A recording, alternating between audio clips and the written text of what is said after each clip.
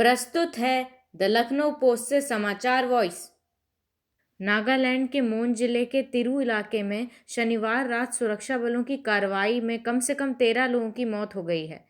यह इलाका म्यांमार की सीमा के नज़दीक है।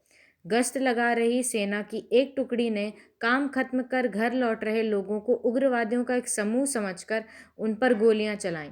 इस घटना में 6 लोगों की मौत हो गई। इसके बाद नाराज स्थानीय लोगों की सेना के साथ झड़प हो गई, जिसमें 7 और आम नागरिकों और सेना के एक जवान की मौत हो गई। मरने वालों की संख्या अभी आधिकारिक रूप से सामने नहीं आई है। इस मामले की जांच के लिए एक 5 सदस्यीय जांच समिति बनाई गई है, जो एक एडीजीपी की देखरेख में इस मामले की जांच को 1 महीने में पूरा करेगी।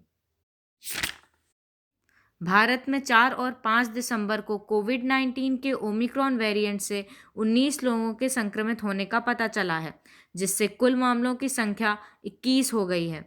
जयपुर में एक ही परिवार के 9 लोग ओमिक्रॉन से संक्रमित पाए गए। उनकी अंतर्राष्ट्रीय यात्रा का इतिहास दक्षिण अफ्रीका का है।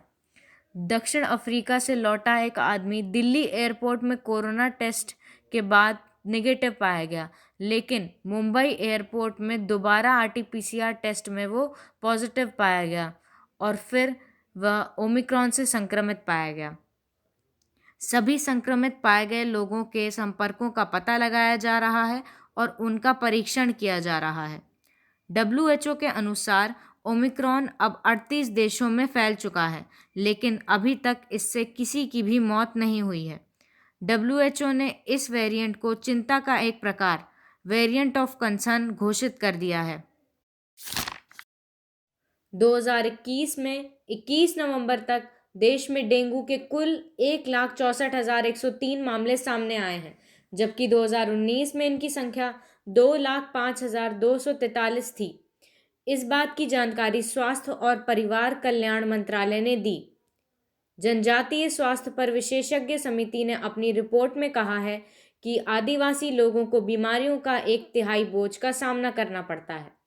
इन रोगों में संचारी रोगों का बोझ अधिक होता है, जबकि कुपोषण, मलेरिया और तपेदिक जैसे रोग अभी भी उच्च स्तर पर बने हुए हैं। इंटरनेशनल डायबिटीज फेडरेशन (आईडीएफ) के डायबिटीज एटलस 2021 के 10वें संस्करण के मुताबिक वर्ष 2021 में 20 से 79 वर्ष के आयु वर्ग के मधुमेह के रोगियों की अनुमानित संख्या 742 लाख है। साल 2045 तक इनकी संख्या बढ़कर 1,248 लाख होने का अनुमान है।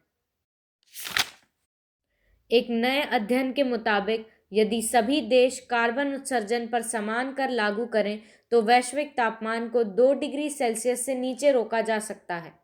साथ ही कर से उत्पन्न आय का उपयोग गरीबों के फायदे के लिए किया जाए तो दुनिया भर में असमानता और गरीबी को भी कम किया जा सकता है। इससे गरीबों की रक्षा और निष्पक्षता को सुनिश्चित किया जा सकता है। नमस्कार, शुभ रात्रि।